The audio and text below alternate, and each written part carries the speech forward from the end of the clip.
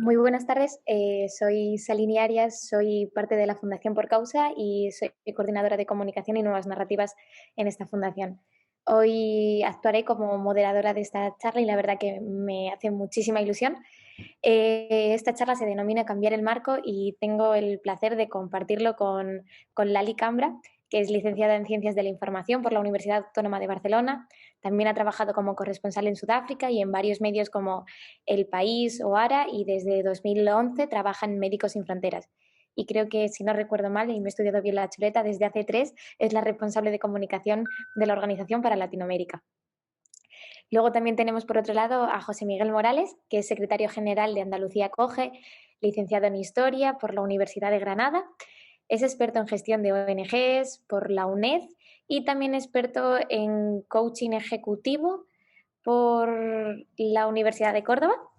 Tiene una amplia carrera en el ámbito de la educación y la mediación intercultural y siempre ha estado vinculado a Andalucía Coge como voluntario o como profesional. Y también, bueno, pues ha sido consultor social en España, en Chile y ahora mismo también como cargo de la alta dirección para el Ministerio de Sanidad, Política Social e Igualdad. Y luego también me complace muchísimo anunciar a Mariana Martínez, que sí que es cierto que en el programa hemos tenido la pequeña rata de denominarla Mariana Fernández. Mariana es una gran amiga y bueno, pues Mariana es miembro del grupo motor de Frena la Curva, una iniciativa muy bonita. También es project manager, es especialista en innovación social, en innovación verde, en economía circular, participación ciudadana, género, promotora de los ODS por las Naciones Unidas y miembro de la red promotora de los mismos en España. Y bueno, pues es especialista en innovación social. Y hoy realmente me gustaría que fuese un coloquio rápido, que fuese ameno y que realmente os expresaseis como vosotros y vosotras queráis. Entonces, bueno, mi pregunta es cómo desde las diferentes organizaciones y de diferentes ámbitos que tocáis, en un momento como la pandemia, es decir, en una pandemia que estamos viviendo del COVID, donde la gente sufre incertidumbre, ¿de qué manera consideráis que vuestro rol es esencial a la hora de cambiar el marco?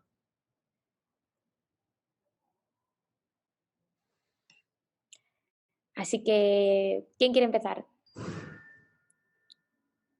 ¿Empieza Lali, por ejemplo? Vale, es un poco lo de tirarte a la piscina, ¿eh? Porque es cierto que la pandemia lo que hace es generar muchísima incertidumbre, genera miedo y es de forma natural, es decir, porque hay mucho desconocimiento de qué es lo que va a pasar. Existe también una posible creación de un mayor auge en movimientos populistas, por lo tanto, ¿no? Cuando hay miedo entre la población o cuando hay incertidumbre. Y eso, bueno, es un reto más, un reto más que hemos visto a la hora de lidiar con migrantes y población migrante o peticionarios de asilo. Es un reto más al que ya teníamos añadido, ¿no? La tentación de cerrar fronteras por la pandemia está ahí.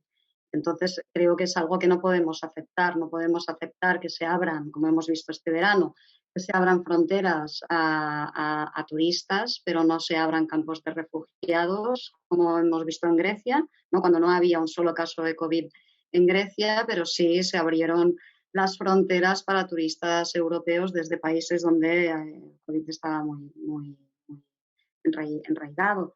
Eh, Tampoco se entiende demasiado, ¿no? Y que me voy a América, que es donde lo conozco un poco más, que la administración Trump exhorte a determinados estados a abrir con toda la normalidad del mundo, como si no existiría como si la pandemia no existiera, pero alude a la pandemia para justificar que la frontera con México continúe cerrada. Entonces, sí que tenemos que tener mucho cuidado, ser muy cuidadosos con esa narrativa había leído el dossier este de nuevas narrativas, que está muy bien, muy interesante, de continuar por esa línea de ir hacia los sentimientos, de ir hacia el testimonio personal, el combatir esta dialéctica de ellos versus nosotros o nosotros versus ellos, y seguir por la vía de cambiar el marco, ¿no? Y más ahora. Yo, yo pienso que en la misma línea que de lo que dice Lali, yo creo que ese elemento de cambiar el marco me parece sumamente necesario e importante, ¿no? Y yo comenzaría por cambiar justamente las narrativas, ¿no? Evidentemente ya sabemos todo el escenario tan complejo que está dejando la pandemia, ¿no?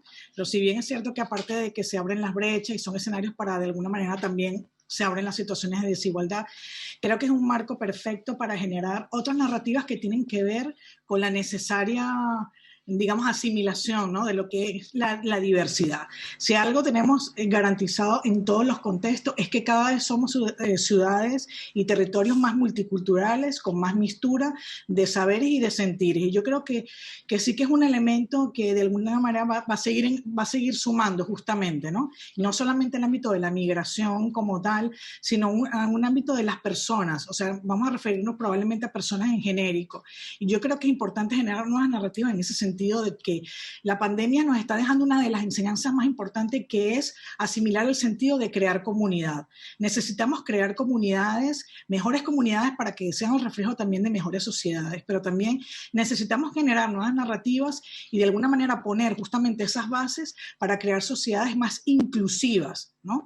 De manera que todas las personas tengamos nuestro espacio. Y me refiero también no solamente a las personas migrantes, sino a las personas que forman parte de los colectivos vulnerables, porque en el fondo todos los territorios están conformados por personas.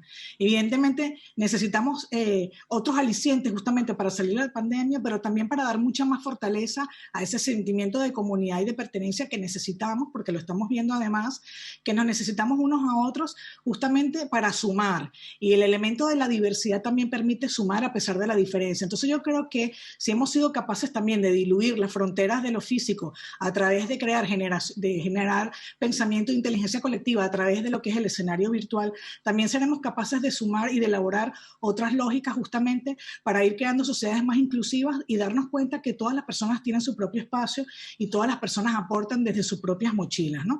Yo creo que estamos en un escenario perfecto para eso, porque además necesitamos alfabetizar los futuros, ese futuro posible y ese futuro deseable, y necesitamos justamente en ese futuro deseable de lo que queremos que sea establecer nuevos marcos. Y la narrativa es uno de los elementos que nos va a permitir juntamente eso, generar esos nuevos marcos también partiendo de los escenarios de la realidad, sin estar ajenos a la realidad, por supuesto, de lo que acontece. Sí, es decir, a ver, la cuestión es, he entendido, Saini, que nos preguntabas qué aportábamos o qué papel teníamos que cumplir, ¿no? Las organizaciones en las que estamos en este momento. Sí. Yo creo que es, o sea, el tema de que hay que construir nuevas narrativas, efectivamente, eso lo tenemos más o menos claro. La cuestión es el cómo, ¿no? Y qué aporta o qué valor social está aportando ahora mismo en las entidades sociales a este intento de construir nuevas narrativas. Y hay una reflexión que sí hemos hecho dentro de Andalucía Acoge, tiene que ver con que las narrativas no son solamente, o sea, la teoría básica de comunicación, ¿no? Nos enseña que el lenguaje es forma y contenido. Es decir, las narrativas siempre discutimos sobre los contenidos, pero discutimos muy pocas veces sobre las formas y sobre todo sobre los modos de comunicación, ¿vale? Y ahí es donde yo creo que tenemos un papel fundamental las entidades sociales, siempre y cuando seamos entidades arraigadas en territorios, con capilaridad en barrios, en pueblos, en las ciudades, a través, en nuestro caso, pues porque por el modelo de organización que somos, las organizaciones llevan 20 y tantos años trabajando cada una en su provincia y muchas veces en barrios concretos, ¿no? Entonces, hay que aprovechar, o sea, ¿qué podemos aportar? ¿Y qué rol tenemos que hacer? Aprovechar esa capilaridad. ¿Y eso cómo se hace? Cambiando el modo. O sea, es verdad que las redes sociales tienen un papel, nosotros mismos y muchas organizaciones tenemos campañas en redes sociales, en fin, conocéis estos rumores, que es un poco el buque insignia de trabajo en redes nuestro, pero eso tiene que venir complementado con un trabajo que cambie también el modo de la comunicación. Y ahí Mariana lo decía, lo comunitario. Es decir, tenemos que recuperar los tiempos de lo comunitario. Y los tiempos de los comunitarios no son los tiempos de la inmediatez. Donde está la inmediatez surgen con mucha más facilidad en la comunicación emocional, el discurso que va al hígado, el zasca, y eso, incluso el zasca que parezca que viene de nuestro lado, sigue siendo negativo porque sigue reforzando el marco lógico de la confrontación. ¿vale? El cambio profundo de narrativa es el cambio hacia la convivencia, hacia el diálogo. Y eso tiene mucho que ver, como digo, con los modos, con los tiempos tranquilos. Quizá en este espacio de ahora justamente donde más cuesta, ¿no? Son los tiempos tranquilos, pero de verdad nosotros creemos profundamente en la necesidad, aunque parezca un poco ingenuo, un poco anticuado, pero en realidad no lo es. Durante la pandemia, ¿cuál era el espacio principal de convivencia comunitaria que había? Los pequeños comercios, la panadería, la carnicería, la farmacia. Y eso es el barrio. Es decir, trabajar, por ejemplo, en el contexto del pequeño comercio, que es una cosa que intentamos hacer a través de algunos proyectos que tenemos, algunos que el año que viene no sé si vamos a sostener por financiación pública o no, pero darnos cuenta de que hay un valor intrínseco en el cambio de narrativa vinculado al cómo se hace esa narrativa y qué tiempos lleva. Y en qué espacio se hace. Y ahí insistir, el valor de las entidades sociales, que podamos estar más pegadas a territorios concretos, que tengamos una serie de relaciones establecidas con la población de esos territorios, con otras entidades de esos territorios, y que podamos ejercer de motores de cambio del discurso, pero a través del espacio normal de convivencia. Incluso en un contexto tan duro como puede ser la cuarentena hace unos meses, seguía habiendo espacios y todos están vinculados a lo comunitario. Y a través de ahí, a través de ese espacio donde la comunidad se hace de manera natural, es como podemos llegar a la gente. Entonces, recordar que el cambio de narrativa no es solamente un cambio de contenido, sino sobre todo, un cambio de modo. No es casual que las redes sociales sean el gran espacio ahora mismo de contagio de discursos negativos. No es casual. Tiene que ver con que los modos de comunicación son tan importantes como el contenido. Totalmente de acuerdo contigo, José Miguel, con Mariana y con Lali. O sea, me parece que tenéis una reflexión muy, muy acertada para los tiempos en los que corren y sobre todo también para la posición que ocupáis en vuestras diferentes organizaciones. Me estaba preguntando, porque hablabais de redes sociales, hablabais de campañas, hablabais de la forma y no simplemente del contenido. ¿Cómo hacemos cuando hablamos de migraciones para cambiar el marco, para dejar de hablar de las migraciones como personas vulnerables, como personas totalmente desde un punto de vista asistencialista y donde ya hemos comprobado a lo mejor que el discurso de los derechos humanos queda totalmente relegado a un segundo plano y ya no permea en la sociedad? Entonces, ¿de qué manera se puede hablar de las personas sin tener que condenarlas a ser vulnerables constantemente? A que puedes llevar la categoría de migrante, pero tienes otras muchas categorías delante que te hacen también muy representativo en la sociedad. Entonces, dependiendo de los ámbitos, también sé que os movéis en ámbitos distintos, pero ¿de qué manera creéis que lo podéis conseguir a través de esas campañas públicas que lanzáis? Sí, sí es cierto que partimos de bases bastante diferentes, ¿no? En Médicos Sin Fronteras, en los proyectos que tiene de migraciones, sí que se centra mucho en el camino, ¿no? Porque las políticas securitarias han hecho de los caminos una ruta tremendamente peligrosas, que ha hecho necesario que Médicos Sin Fronteras esté ahí. Entonces es muy diferente a sociedades que están basadas aquí y que tienen un objetivo diferente, ¿no? En el caso de Médicos Sin Fronteras, en los espacios de comunicación, lo que siempre tratamos es de, en la medida de lo posible, privilegiar el testimonio del paciente, del migrante al que asistimos, en todos los proyectos, no solo en los migrantes, pero en los proyectos en los que tratamos a gente que está en movimiento también, porque es importante saber el pasado, es importante saber el presente, pero también es importante saber, y una de las cosas que nos conectaba también al dossier, ¿no?, de nuevas narrativas, también saber sus expectativas, sus sueños, quién los va a ayudar cuando lleguen allí, por qué lo hacen, ¿no? Y esto es algo que tratamos de hacer ya no solo escrito, en escritos de largo recorrido, que te puedes estar un buen rato leyéndolo con profundidad y demás, sino también tratando de incorporar, pues eso, hacerlo desde una vertiente más de cómic o hacerlo desde una vertiente mucho más ágil, integrada a redes sociales, tratando de llegar a todos ¿no? Porque sí es cierto que si no estamos siempre hablando con aquellos que nos escuchan gratamente, ¿no? Y esto es a los que, bueno, está muy bien hablar entre nosotros, pero tenemos que ir más allá, ¿no? Yo quisiera decir al respecto lo siguiente. Esa pregunta que has hecho me parece muy, muy interesante, ¿no? Sobre todo porque lamentablemente muchas de las personas en las sociedades se mueven por etiquetas, ¿no? bueno, vamos a clasificar y vamos a catalogar y vamos a etiquetar, ¿no? Yo diría que por ejemplo, una de los caminos, de los ejes que se puede de alguna manera, digamos, fomentar para de alguna manera quitar un poco esa etiqueta que tú comentas de vulnerabilidad, ¿no? Tiene que pasar justamente por el paradigma contrario, ¿no? Es decir, mostrar la sociedad migrante que está en el territorio, ¿verdad?, que no forma parte de ese colectivo vulnerable, porque además quitas esa etiqueta que tú bien has dicho solamente de lo asistencial, ¿no? Bueno, ¿qué pasa con los migrantes que también son emprendedores, que llevan un tiempo de alguna manera formando parte también de ese tejido productivo, que además animan a otras personas, ¿verdad? Es decir, que crean alianzas, que creen en ese trabajo colaborativo. Yo soy un ejemplo de ello, por ejemplo, ¿no? Yo soy venezolana, tengo muchos años viviendo aquí, ¿no? Y tengo otra visión diferente, ¿no? Entonces conecto también con las personas que también compartimos esa condición de migrante, pero formamos parte del tejido productivo del territorio español. Entonces, yo creo que hay que hacer toda una labor justamente de visibilización para trabajar la sensibilización desde otra esfera, es decir, el ámbito de la migración, como el ámbito de cualquier sociedad, son muy poliédricos, ¿no? Pero sí es un elemento que me parece interesante para poder contrastar esa cara que solamente garantiza y permite visibilizar ese lado de asistencia, pero también está la otra, ¿no? La gente que sale adelante, que viene buscando mejores oportunidades, pero que también tiene otras ideas que quiere poner en práctica, que quiere también relacionarse con otras personas, que quiere integrarse, que quiere ser parte de la sociedad y ser uno más, ¿no? Entonces, cuando ya tú te sientes parte de eso y estás integrado en la sociedad, ya tu percepción es diferente, la etiqueta también desaparece y tú trabajas bajo un fin común. Entonces, claro, son procesos que yo los puedo contar muy fácilmente, que llevan su tiempo porque son paulatinos y progresivos, pero creo que sí es necesario dar determinados pasos para que se visibilice y se visibilice otra cara de la migración, ¿no?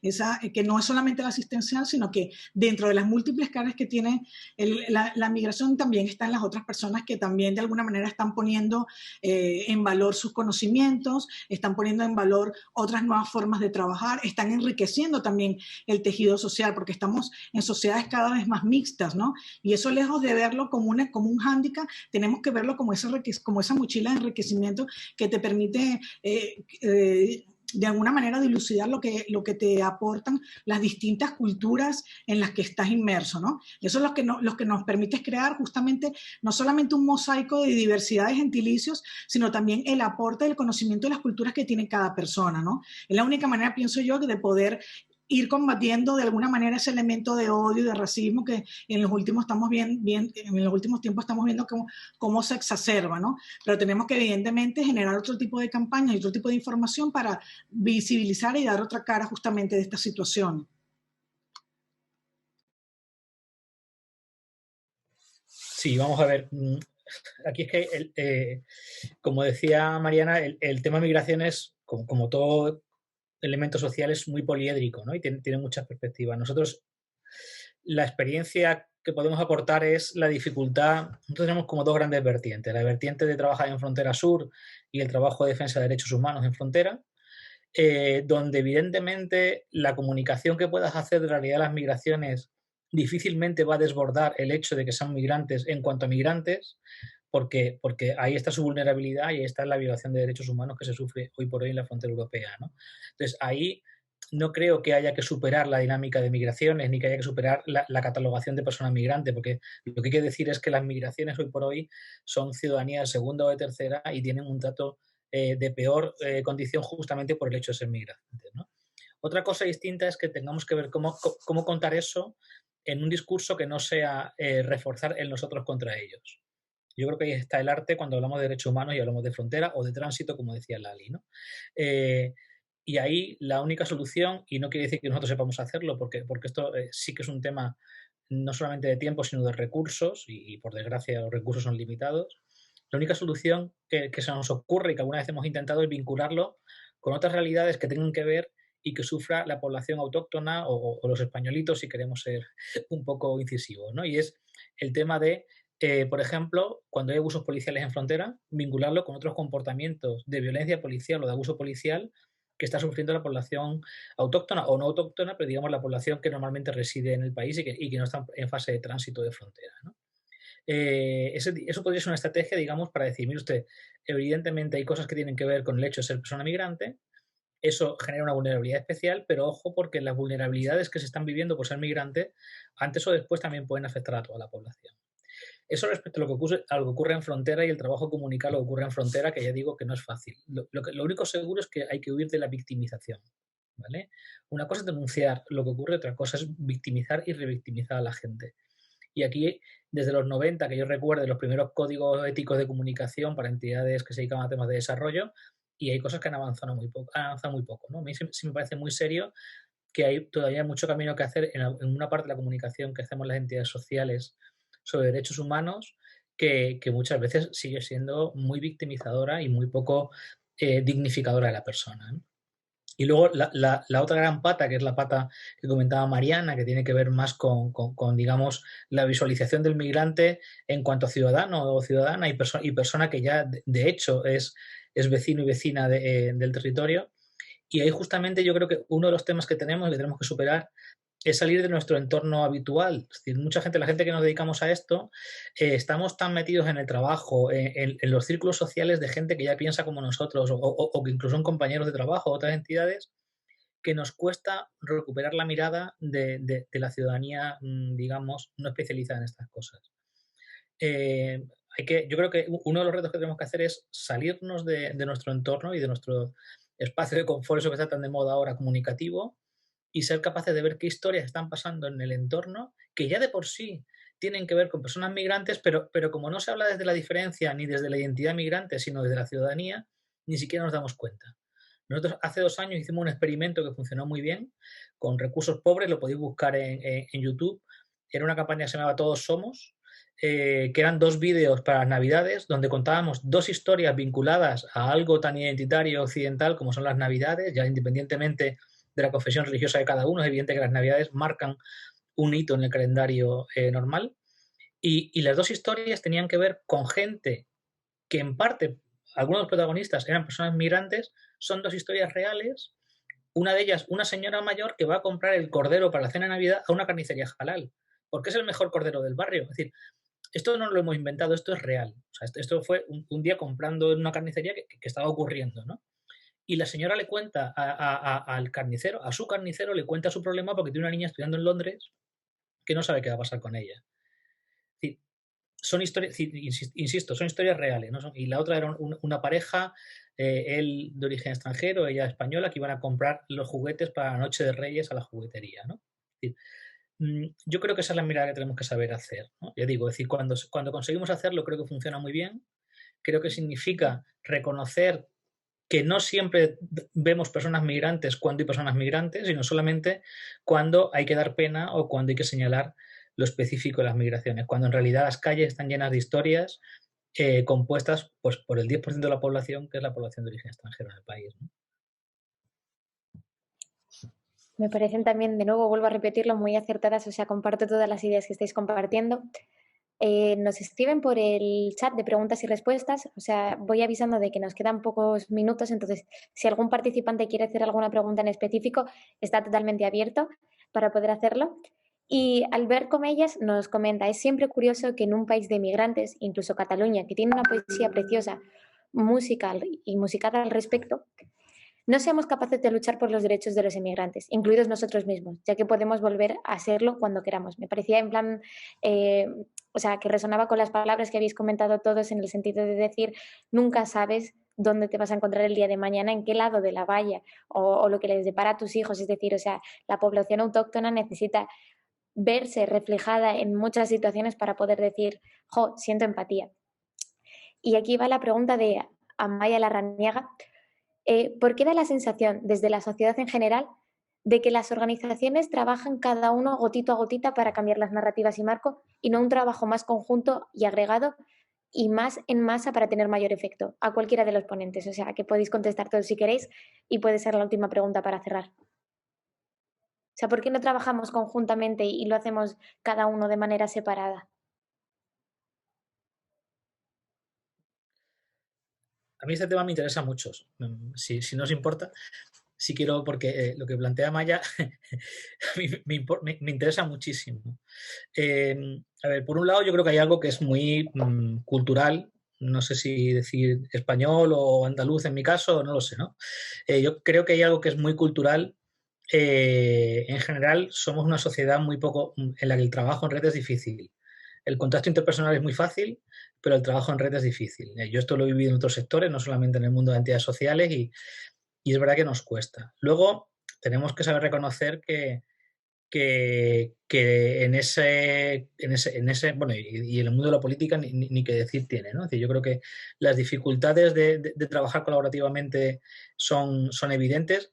Yo no creo que las entidades sociales tengamos, o las organizaciones sociales tengamos más dificultad que el resto de la sociedad. Es decir, yo no lo creo, ¿eh? Lo que sí que es verdad es que hay un elemento extra añadido, y es que es difícil hoy por hoy, sobre todo las entidades que dependen de financiaciones públicas, es difícil asumir el extra del trabajo en red, que implica muchos procesos de negociación, muchos procesos de adecuación entre entidades, de hablar mucho las cosas cuando los ritmos son los que son, ¿no? No obstante, yo no diría que en el ámbito de migraciones no haya ningún tipo de espacio colaborativo. Es decir, yo conozco en España al menos dos espacios de colaboración entre entidades que sí tienen, cuando nos ponemos a ello y le dedicamos cariño, sí tienen resultados, ¿no? Voy a poner un ejemplo que es un grupo de trabajo sobre fronteras y espacios de detención. Es de toda Europa, pero en España tiene una sección que es Migreurope. En Migreurope, en la sección española, estamos 7 entidades y cuando se ha conseguido hacer algún tipo de trabajo, se ha llegado lejos y se ha conseguido comunicar. Sí es cierto que eso exige un extra de trabajo y por desgracia, la atención a lo interno y a las necesidades de la organización no siempre lo permite. Pero yo en eso no creo que sea menor que el resto de tipo de organizaciones, incluso las empresariales del país. Yo creo que ahí tenemos un déficit cultural del país, del Estado, como queramos llamarlo, que nos hace muy difícil eso. Y bueno, hay incluso chistes al respecto, ¿no? Muchísimas gracias, José Miguel. Lo siento muchísimo por Mariana y por Lali, porque es que acabamos ya, se nos ha terminado el tiempo. Sí es cierto que con la reflexión que hacía José Miguel y con la pregunta de Amaya, a mí me encantaría tender puentes en las diferentes organizaciones desde Por Causa para que trabajemos conjuntamente las nuevas narrativas. O sea, me encantaría poder trabajar como coordinadora de este proyecto, me encantaría trabajar con Médicos Sin Fronteras, me encantaría trabajar sobre los ODS y me encantaría trabajar con Andalucía Acoge, y que empezásemos a trabajar conjuntamente y a lo mejor sacar campañas de sensibilización y concienciación para no simplemente público lover y también para que llegue ese ambivalente.